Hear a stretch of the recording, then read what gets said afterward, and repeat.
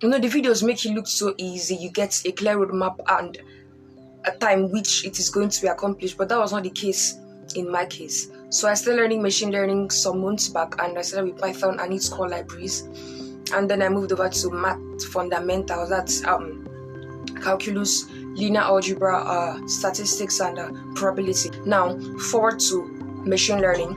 I started learning supervised learning, and I started with linear regression, logistic regression, and polynomial regression. So when I was learning linear regression, I thought to myself, all right, I've learned it. Let me build something with it. So I built a house price predictor. Now, this is the core of this video today. So when I thought about building this model, I thought to myself, what are the things I was going to need? So I went to Cargo, beginner place, and I got a data set, a house price data set. So after that, I went on to Jupyter. What did I do? I loaded it, the regular thing you do. You load, you clean, you perform exploratory data analysis, and then some feature engineering. So as to know which features are the major determining factors of the price of houses, and then I did that. Well, the thing is that while I was doing EDA, I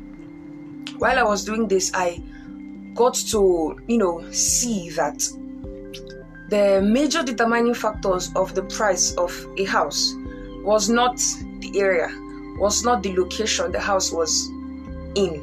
It was the number of floors and the number of beds. I was shocked because I thought this is a house, right? So number of floors should be a determining factor, but it wasn't. So what was the determining factor was number of floors and number of bedrooms. I said, okay. So I made necessary plots there in Jupyter, and then I got to discover that it was the number of floors and number of bedrooms are the major determining factors of the price of the house. After that, I fed it to linear regression from sklearn, and then maybe I should have said I fit it to. Then after all of this and working and all that, I downloaded the model. I created app.py there in Jupyter. The plan was to deploy it on Streamlit, right? The plan was when I'm done, I'm going to upload my code to GitHub and then deploy it. So then I created an app.py because I was going to deploy it. So I imported joblib, imported Streamlit and all that. And then I created the app.py. I created the requirements text there in Jupyter. I just had everything, the model, the Jupyter notebook, the requirements text, and app.py. I created everything there in Jupyter, and then I went to GitHub, uploaded all of my codes and everything.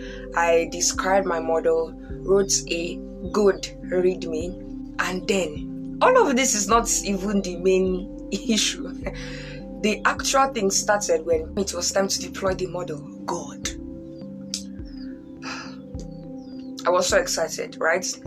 I connected normally. Of course, my GitHub account is connected to my Streamlit account. So when it's time to deploy anything, I'll just deploy from GitHub in Streamlit, right? So it was time, and then I deployed it. It was deploying. You know what Streamlit would regularly say? Your app is in the oven and all that stuff, and they're showing me cake in the oven. Regularly. That's how the interface is. So then I waited. I kept on waiting. I was waiting. I was seriously waiting. And then it did not deploy. After my waiting and everything, I was met with an error. This. I was confused, and it was just an indentation error. So I had to go back to app.py in GitHub, edit it, correct it, and then redeploy. I kept on having errors until I almost thought of going back to Jupyter and starting afresh. But I got to discover the error, and then I corrected it. This time around, it was still with app.py. The requirements I wrote, they're not the ones that Streamlit had. So I had to just write pandas. I had to just write pandas, scikit-learn, and Python and all that. So Streamlit by itself will get the versions it needs, or the versions it needs to deploy the app, right? And so it deployed. I was so excited. I was very excited. I was. Then I started testing it.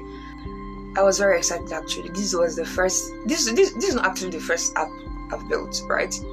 The first one I built was a sentiment analyzer. It was a bomb. My God, it was not. It was. I wasn't. It was a disaster. But this one worked, and I am so excited about it. I'm very happy.